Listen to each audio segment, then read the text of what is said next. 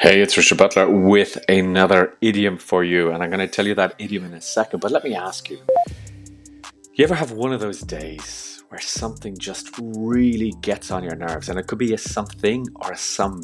Maybe, I don't know, maybe it's the annoying sound that the fridge makes in work. Maybe it is somebody who is always coughing. Maybe it's somebody clicking their pen. It could be the neighbor's dog that won't stop barking at 7 o'clock in the morning when you want that 15 minutes extra of sleep. But whatever it is, it feels like it's getting under your skin. You know that feeling, don't you? So we have an expression in English for this, and it is what gets your goat. And it's a strange expression. So what gets your goat? It's the small things that can turn into big annoyances.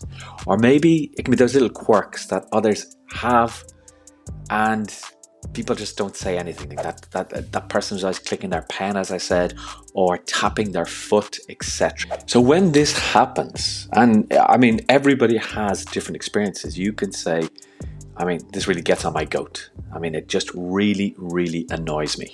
But you know, sometimes when things get on your goat, it is because I don't know, maybe you're giving it too much importance. Maybe that clicking of the pen, you're just focusing on it because you heard it and now that's all you can hear. So maybe it's time to reevaluate when something gets on your goat. Maybe it's time to reevaluate. Is it really important? Should you stress over it or not? And knowing that maybe it's not that important may actually help you realize that, well, it's not important. Because when we realize that something is not important, we can reflect on it and say, yeah, in the bigger scheme of things, in the big picture, if we look at the big picture, well, it's not that important. So that can give you peace of mind.